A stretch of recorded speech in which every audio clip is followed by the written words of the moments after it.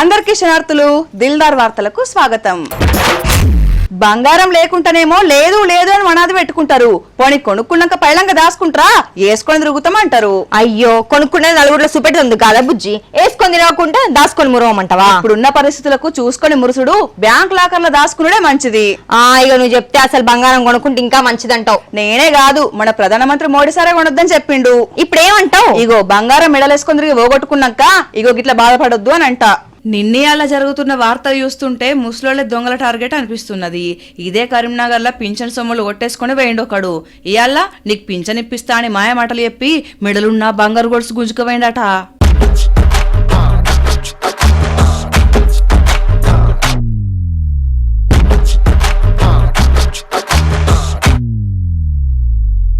సిద్దిపేట జిల్లా హుస్నాబాద్ లో పట్టబగలే నడుచుకుంటపోయే ముస్లమ్మను వలకరించి ఏ ఊరు ఏం పేరు నీకు రేవంత్ రెడ్డి పింఛన్ ఇస్తున్నాడా అని ఈ ఇచ్చులు కచ్చకాయలు అన్ని అడిగినట్టు చేసిండట.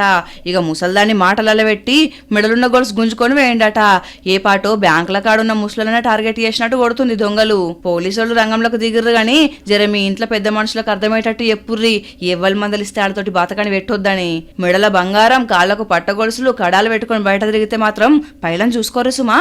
నువ్వంటే పిచ్చే, నీకోసం సచ్చే, ప్రాణమే నీది కాదా? మొదట్లో అందరు ఇట్లనే కాకపడతారు, అటెంక ఎగిరి ఉట్టి మీద కూర్చుంటారు.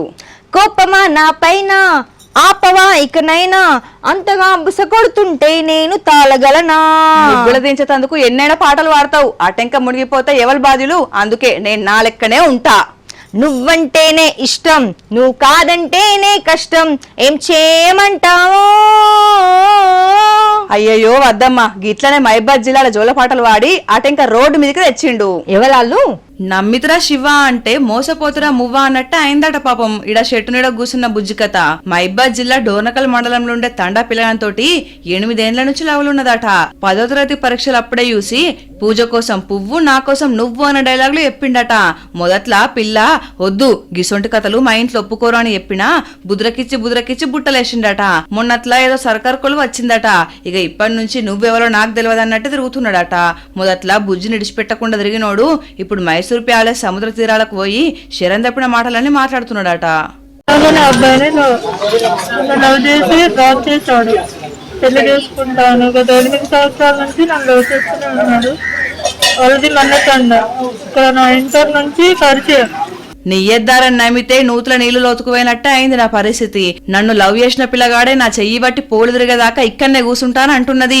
ఊరోళ్ళు కూడా బుజ్జి ప్రేమనే గెలవాలని కోరుకుంటున్నారు. ఓరు వినోదు, ఈ పిల్లతోటి తిరిగినప్పుడు ప్రేమ ముచ్చట్లు చెప్పినప్పుడు తెలియదా తమ్మి, లగ్గం చేసుకోకపోతే పల్లెలా పజిత్ పోతది, సుట్టలల్లా ఇజ్జత్ పోతది, చూసినోళ్ళంతా షీ కొడతారని జరా బెట్టు చేయకుండా వచ్చి ఈ పిల్ల నేలుకో, లేకపోతే మహిళా సంఘాలు నీ మైల పోలు తీస్తాయి తమ్మి అని అంటున్నారు ఈ వార్త చూసినోళ్ళు. చిరంజీవిది కొత్త సినిమా వస్తున్నదట కదా, నీకేమన్నా పాత్ర ఇస్తామని అన్నారా?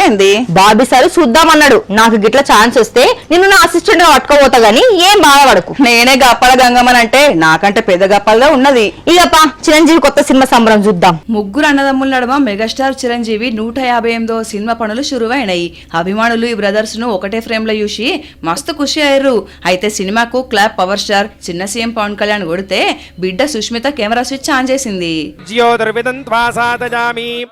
భాస్వతీం త్వాసాతజామి జ్వలంతీం త్వాసాతజామి మల్మలాభవంతీం. చిరంజీవి సినిమా అంటే డైరెక్టర్లు, ప్రొడ్యూసర్లు, రైటర్లు అందరు కదిలిర్రు. ఇక మన బండ్ల గణేష్ కు ఆయన దేవుడు పవన్ కళ్యాణ్ చాలా నదుల తర్వాత కలిసేసరికి దిల్ కుష్లు ఉన్నాడు.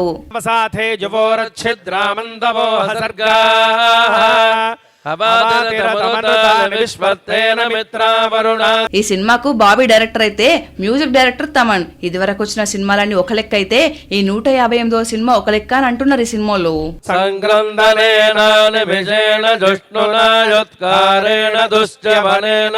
చక్రవర్తి తనూజాయ సర్వభౌమాయ మంగళం.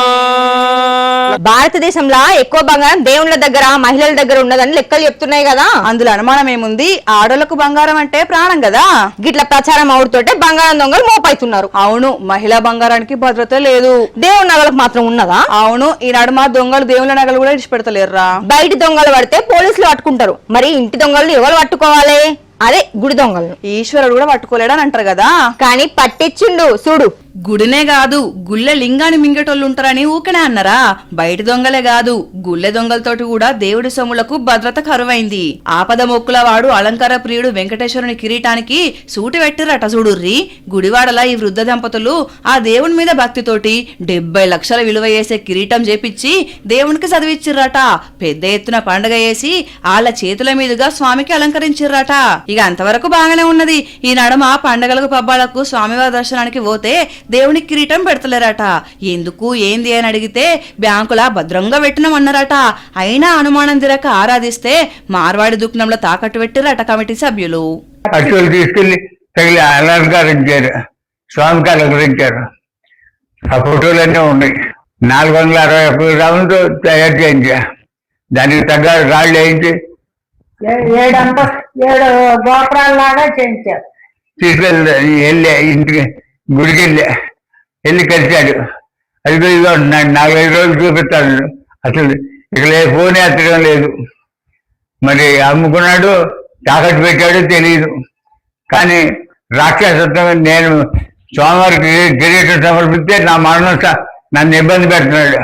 అమ్ముకుంటారో తాకట్టు పెట్టుకుంటారో తెలియదు, పంచుకుంటారు అంతా పాలకవర్గం. ఇక ఎంత బాధ అనిపిస్తుంది చెప్పుర్రి. ఎంతో భక్తితోటి స్వామికి మేము చదివిపించుకుంటే మీరు తాకట్టు పెట్టి పాప మూట కడతారా, భక్తుల కానుకలతోటి వ్యాపారం చేస్తారా అని పోలీసులకు ఫిర్యాదు అయ్యారు. ఇప్పుడున్న మార్కెట్ల వాల్యూకు ₹1,00,00,000 విలువ చేసే బంగారు కిరీటం 30 లక్షలకు తనిఖీ పెట్టిర్రు. నేను ఈ బాధను తట్టుకోలేకపోతున్నా. నా కిరీటం నాకు ఇప్పిస్తే నిత్య పూజలు అందుకునే గుళ్ళె సమర్పించుకుంటా, కండ్ల చూసి ఆనందం పొందుతా అని కోరుకుంటున్నారు దాతలు. ఒకప్పుడు ఎండాకాలం ఎప్పుడు వస్తుందా అని ఎదురు చూసేటోళ్ళం. ఇప్పుడు ఎప్పుడు వెళ్ళిపోతుందా అని ఎదురు చూస్తున్నాం. మన చిన్నప్పటికి ఇప్పటికి మనమే కాదు కాలం కూడా బాగా మారిపోయింది. అప్పుడు లేని ఎండలు ఇప్పుడు ఎందుకు కొడుతున్నాయి అంటావు? అప్పుడున్న చెట్లు వాతావరణం ఇప్పుడు లేదు కాబట్టి చేసుకున్న వాళ్ళకి చేసుకున్నంత మహాదేవా అంటావు. అప్పట్లో ఎండాకాలం వస్తే పల్లెటూర్లకు చల్లగాలి కోసం పోయేటోళ్ళు. ఇప్పుడు పల్లెలో కూడా కూలర్లు లేకుంటే ఉండలేని పరిస్థితి. అందుకే కదా దేశాలు ఇడిచిపెట్టి చల్లటి ప్రదేశాలు దేవులాడుకుంటారు. అన్నట్టు నువ్వు కూడా 4 రోజులు టూర్ పోతానంటివిగా, ఏమైంది? అవే లొకేషన్లు చూస్తున్నా. అయితే జమ్మూ కాశ్మీర్ చల్ల చల్లగా మంచిగా ఉంటది. ఓయమ్మ లొకేషన్ చూస్తుంటే ఉన్న పలంగా పోయి ఆ మంచు కొండల మీద ఎగురు దునికితే మంచిగుండు చల్లగా అనిపిస్తుంది కదా. ఆ తీర్లున్నాయి మరి ఎండలు.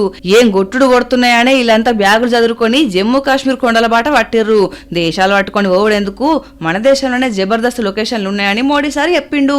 నిజంగానే కాశ్మీర్ అందాలు అద్దరిపోయినాయి. ఈ ఎండలకు ఈ వాతావరణం కరెక్ట్ అని అంత పిల్ల జల్లలు నేసుకొని టూర్ వేయరట. విదేశాల టూర్ కన్నా మన కాశ్మీర్ అందాలే మిన్నా అని అంటున్నారు.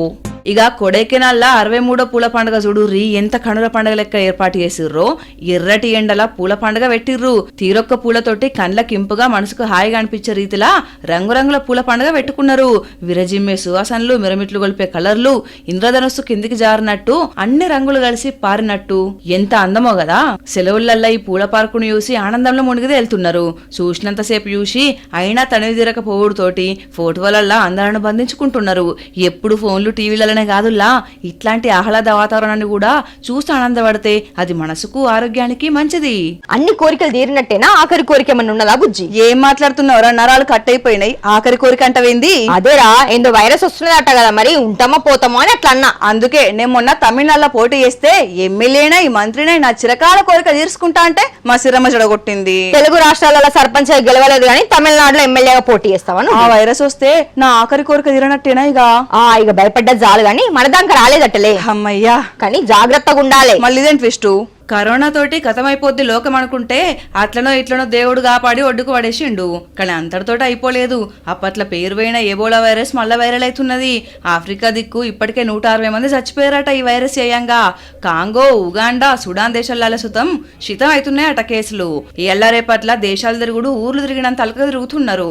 మరి అటకెళ్ళొచ్చేటోళ్ళు ఊకే రాకుండా ఆయన వైరస్ ఎంట పట్టుకొస్తే మన దేశంలో పరేషాన్ అవుతుందని కేంద్రం పగడ్బందీ ప్లాన్లు చేస్తుంది. అక్కడికెళ్ళొచ్చేటోళ్లను ఆగబట్టి అక్కడనే టెస్టులు చేసి దేశంలో అడుగు పెట్టనియాలని ఆర్డర్లు వేస్తున్నారు. ఏందో ఏమో, ఒకటి వంగనే ఒకటి నిమ్మలంగా ఉండనిస్తలేవు, నీళ్లు తాగనిస్తలేవు. పోర్రి కొండ నాలుకకు మందు పెడితే ఉన్న నాలుక ఊసిపోయిందట. అయ్యో, నీ పనులన్నీ గట్లనే ఉంటాయి. నాకు చెప్పద్దాన్ని సలహా ఇచ్చేదాన్ని. ఇది మన ముచ్చట కాదు, రైతుల ముచ్చట.